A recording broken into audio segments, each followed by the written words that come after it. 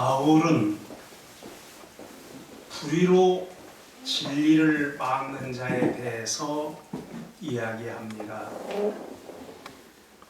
그 말은 바로 자기 자신을 두고 하는 말입니다. 사도행전 9장 1절에서 15절 1절에서 5절의 말씀을 보면 바울은 다메섹 사건이 있기 이전에는 자기도 불의로 진리를 막는 자였다고 말합니다.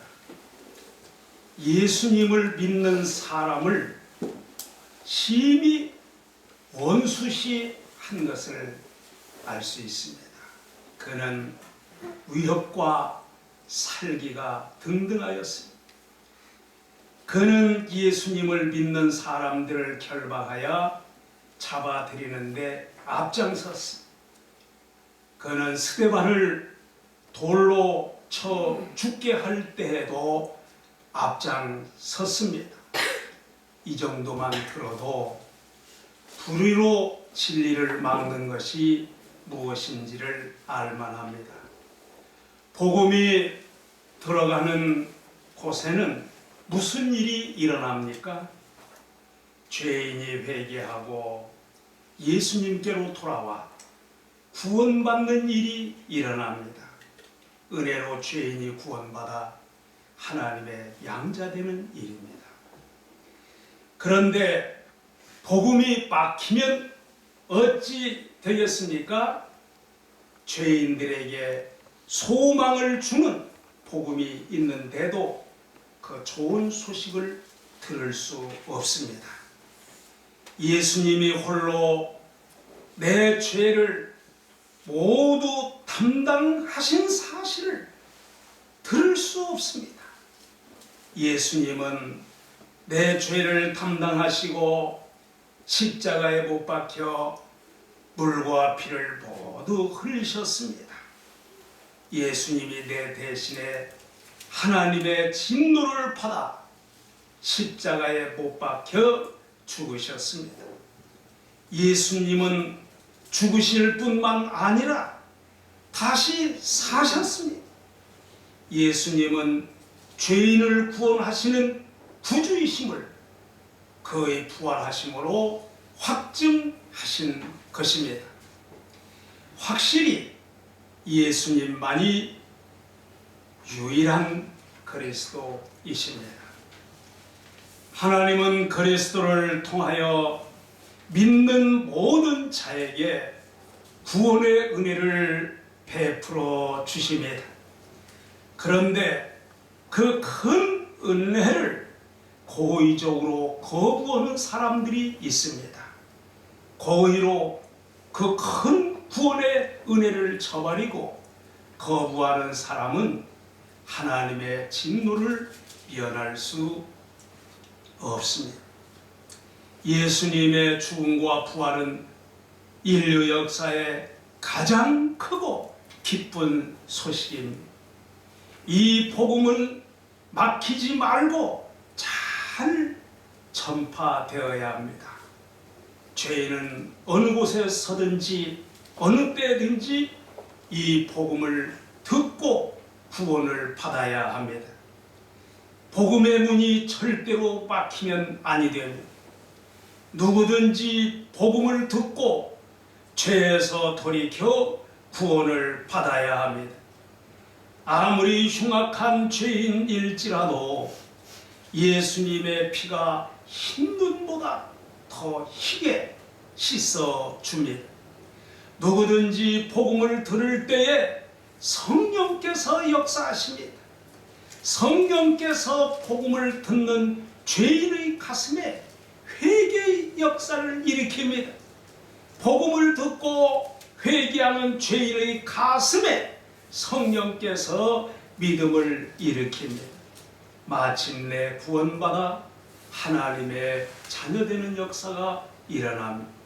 누구든지 예수 복음을 받아들이면 영생을 얻습니다. 그러나 복음이 막히면 기쁜 소식 예수 복음을 들을 수 없습니다. 복음을 듣지 못하여 죄를 그대로 두면 죄는 절대로 없어지지 않습니다. 세월이 흘러서 내가 지은 죄를 기억할 수 없다 하여도 죄는 사라지지 않습니다. 죄를 그대로 두면 하나님의 진노를 불러드립니다. 그러므로 복음은 막히면 아니 됩니다. 1994년 10월 서울 성수대교 붕괴 사건, 1885년 6월 삼풍백화점 붕괴 사건, 2022년 1월 엊그제 광주 아파트 붕괴 사건이 발생했습니다. 이들 엄청난 붕괴 사건은 우연이 아닙니다. 그 건물들은 이미 붕괴될 수밖에 없는 원인이 있었습니다. 잘못된 공사를 숨기고 묻어둘 수는 없습니다. 마침내 돌이킬 수 없는 날이 오고야 만 것입니다. 그렇습니다. 잘못된 일을 그대로 덮어둔다면 무사할 수 없습니다. 죄를 처리되지 않은 채 그대로 두면 죄는 점점 더하여 갑니다. 마침내 돌이킬 수 없는 진노의 날이 오고야 마는 것입니다. 하나님의 진노는 곧 심판입니다. 누구에게 하나님의 진노가 나타납니까? 불의로 진리를 막는 사람에게 진노가 나타납니다. 불의로 진리를 막는 사람에게 진노가 나타납니다. 불의로 진리를 막는 사람은 누굽니까? 바로 자기 죄를 처리하지 못하고 계속 죄를 쌓아가는 사람입니다. 오늘 본문 18절 말씀을 보면 하나님의 진노가 불의로 진리를 막는 사람들의 모든 경건하지 않음과 불의에 대하여 하늘로부터 나타나라니. 아멘. 여기 불의로 진리를 막는 사람은 곧 경건하지 않은 자들입니다. 경건치 않은 죄는 하나님께 대한 불신앙의 죄를 말합니다. 경건치 않은 사람은 하나님과 올바른 관계를 가질 수 없습니다. 불의한 사람은 고의적으로 하나님의 은혜를 거부합니다. 하나님은 구원의 은혜를 모든 믿는 사람들에게 베풀어 주시건만 도리어 온갖 불경건함과 불의를 저지릅니다. 이는 하나님을 거역하고 대적함입니다. 그런 죄인은 하나님의 진노를 피할 길이 없습니다. 하나님은 그런 사람에게 진노를 맹렬하게 내리십니다. 하나님의 진노가 나타나면 인간은 어떤 반응을 보입니까? 우선 그들은 하나님이 계신 줄 몰랐다고 핑계합니다. 그들은 자기네들이 지옥이 있는지 없는지 어떻게 알 수 있겠느냐고 말합니다.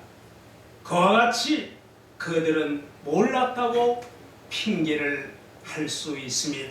그러나 성경은 핑계할 수 없다고 말씀합니다. 하나님의 진노가 나타날 때 누구도 변명할 수 없습니다. 19절을 보면 이는 하나님을 알만한 것이 그들 속에 보임이라 하나님께서 이를 그들에게 보이셨느니라. 아멘. 화가는 자기가 그리는 작품 속에 자기의 모든 것을 기울입니다. 자기 작품 속에는 자기의 생각, 뜻, 사상, 철학, 기술 전부 그 작품에 담습니다. 그 작품은 곧 화가 자신과 같습니다. 그 작품을 보아 그래서 그 작가를 알 수 있습니다. 하나님께서 천지우주 만물을 창조하셨습니다. 이 창조물은 하나님의 작품입니다. 이 작품을 보아서 하나님이 어떤 분이신가를 우리는 짐작할 수 있습니다. 하나님은 친히 창조하신 만물 속에 자기를 나타내셨습니다. 하나님은 인간들에게 자기를 알만하도록 천지 만물을 지으셨습니다. 하나님은 피조물 안에 자기의 영원한 능력과 신성을 알도록 지으셨습니다. 20절을 봅니다. 창세로부터 그의 보이지 아니하는 것들 곧 그의 영원하신 능력과 신성이 그가 만드신 만물에 분명히 보여 알려졌나니 그러므로 그들이 핑계하지 못할지니라. 아멘. 만물에는 하나님의 영원하신 능력과 신성이 나타나 있습니다. 하나님은 사람이 태어나면서부터 지니고 있는 이성과 양심에 자신을 보여주십니다. 아무도 핑계하지 못할 정도로 친히 만드신 만물에 분명히 보이셨습니다. 그들은 하나님의 진노가 나타날 때 누구도 핑계할 수 없습니다. 시편 19편 보면은 모든 창조 세계가 자기 안에 계시된 창조주 하나님을 안다고 말씀합니다. 그것들은 하나님의 영광을 나타내고 전파한다고 하였습니다. 그런데 하나님의 가장 영광스러운 피조물인 인간은 하나님이 보여주신 능력과 신성을 어느 정도나 알며 어느 정도나 찬송합니까? 21절을 봅니다. 하나님을 알되 하나님을 영화롭게도 아니하며 감사하지도 아니하고 오히려 그 생각이 허망하여지며 미련한 마음이 어두워졌나니. 아멘. 경건치 않은 사람은 어떤 사람입니까? 왜 그들의 마음이 어두워졌습니까? 하나님께서 인간 속에 이성과 양심을 주셨습니다. 그래서 하나님을 느끼게 하셨습니다. 그런데도 경건치 않은 자들은 하나님이 없다 그렇게 말을 합니다. 하나님이 없다 하는 이들은 무신론자들입니다. 무신론자들이 하나님이 없다고 믿는 것 자체도 하나의 신앙입니다. 그들은 하나님이 없기 때문에 무신론자가 된 것이 아닙니다. 그들은 하나님의 존재를 억지로 부정하는 것입니다. 그들은 하나님을 부정하기 위해 하나님께서 천지를 창조하셨음도 믿지 않습니다. 진화론을 우리는 잠깐 생각해 봅니다. 진화론은 무슨 정해진 이론이 있는 것이 아닙니다.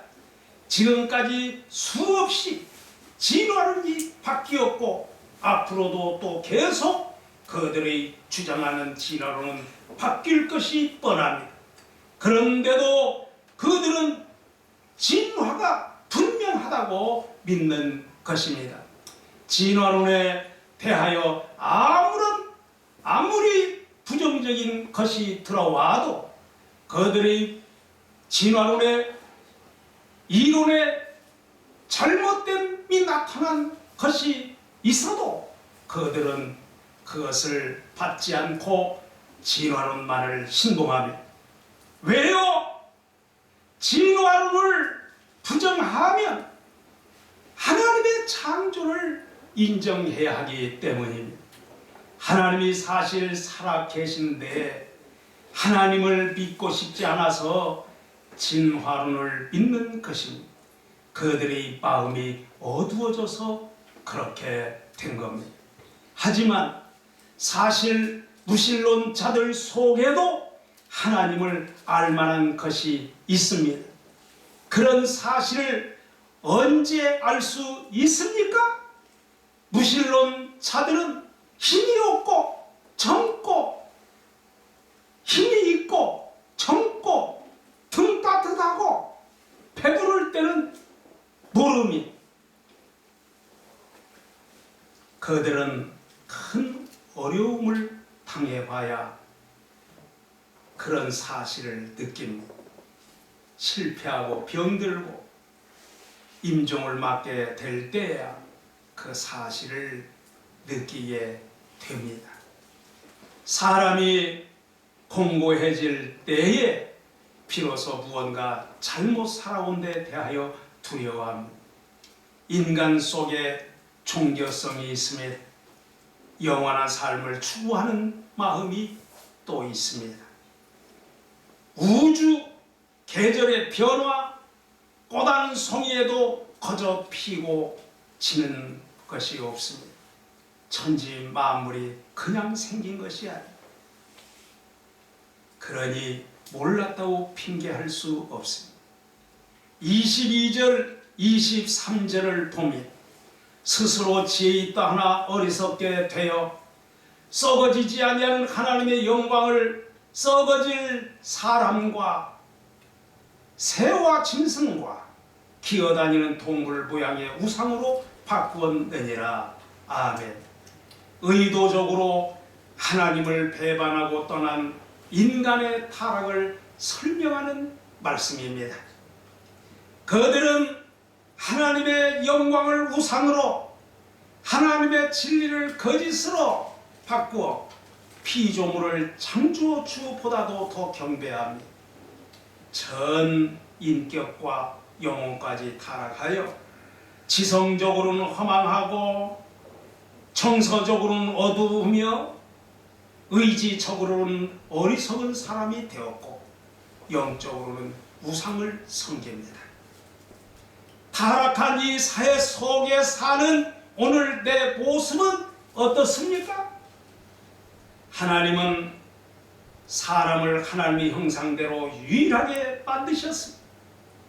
인간은 하나님이 꼭 필요한 존재입니다. 하나님 없이는 살 수 없도록 하나님은 인간을 만들었습니다. 그런데 인간은 하나님을 대체하는 우상을 만들어 놓았습니다. 우상은 무엇입니까? 우상이란 거짓입니다. 아닌 것을 사실처럼 만들어 놓은 것이 우상입니다. 인간이 우상을 만들어 놓고 그것을 의지합니다. 우상이 인간의 생사화복과 흥망성쇠를 주장한다고 믿는 것입니다. 우상을 마음에 두고 의지하며 대리 만족하고 산, 이것이 곧 우상 숭배입니다. 하나님은 우상 숭배를 가장 미워하십니다. 근본적으로 타종교와 기독교는 같지 않습니다. 타종교는 내가 선택한 겁니다. 내가 주체가 되어 내 마음에 합한 우상을 만들고 내가 만든 우상을 의지합니다. 사람이 우상을 믿는 것은 사실 귀신이 우상 뒤에서 모두 조정합니다. 결국은 귀신에게 이용을 당하고 있는 것입니다. 귀신이 오는 것은 도적질하고 죽이고 멸망시키는 것뿐입니다. 불신앙의 사람들을 보세요. 그들은 자신을 자기가 다스리는 것 같이 보이지만 그렇지 않습니다. 그들은 죄매에서 마귀의 종노릇을 하는 것입니다. 그들은 하나님이 계심을 부인하고 믿지 않습니다. 알면서도 하나님을 믿는 쪽을 버리고 안 믿는 쪽을 선택한, 우리 인간은 둘 중에 하나를 선택해야 합니다. 인생은 양자택일, 모든 지식과 경험을 동원해도 하나님을 부인할 수 없습니다. 불신앙의 사람들은 하나님을 안 믿으면서 기독교를 몹시 비판합니다. 그들은 하나님 없이는 못 사니까 다른 것이라도 믿는 것이, 그들은 아예 하나님을 부인하려고 작정하고 사. 왜요? 그들은 하나님을 안 믿기로 작정했기 때문에. 사람은 혼자서는 서지 못하고 뭔가 의지해야 합니다. 기대며 살게 돼 있습니다.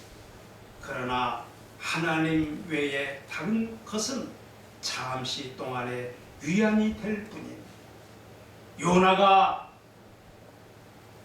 열대지역 뜨거운 태양열로 힘들어할 때이며 박넝쿨 한 줄기 잎의 그 그늘 아래서 쉼을 얻고 있습니다. 그런데 벌레 한 마리가 박넝쿨을 갉아먹습니다. 박넝쿨은 금방 시들고 그늘이 사라집니다. 요나는 뜨거운 태양열로 금방 공고해집니다. 그렇습니다. 세상 영광은 금방 시듭니다. 세상 영광은 헛되고 헛될 뿐임. 세상 영광에 속지 마십시오. 오직 의지할 분은 하나님 뿐이.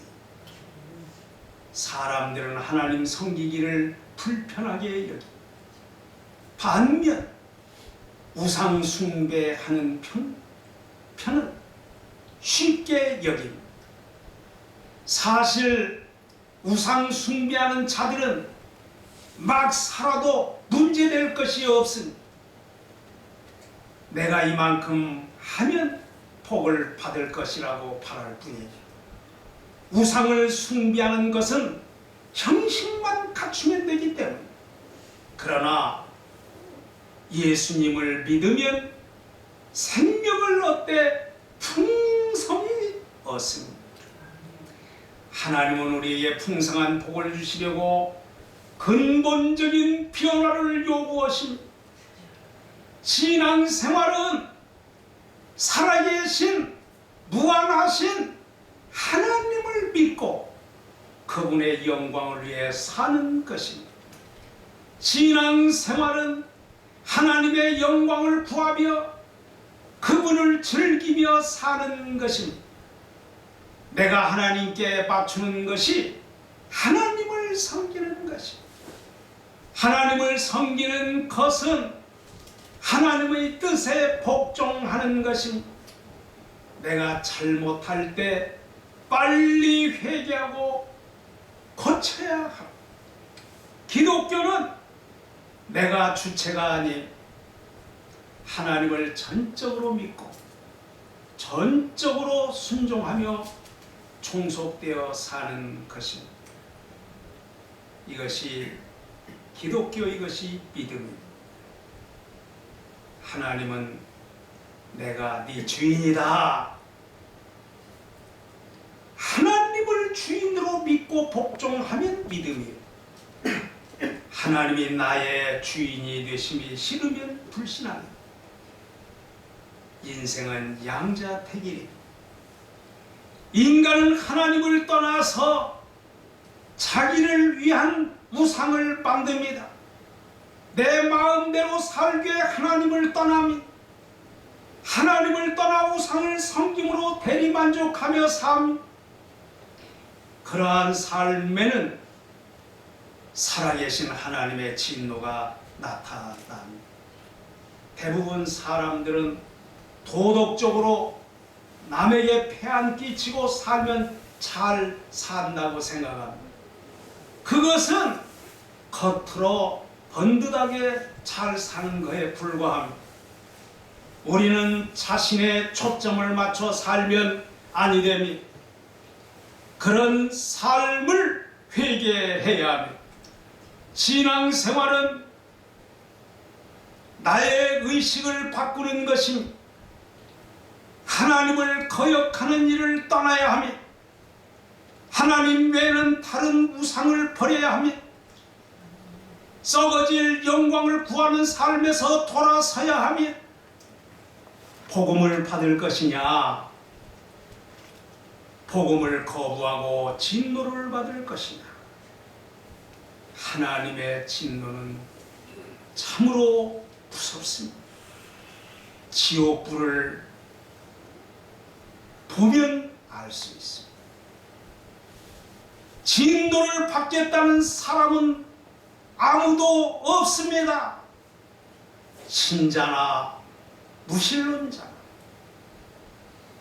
지옥을 얘기하면 모두 싫어합니다. 그러나 복음을 받지 않으면 100% 진노를 받습니다.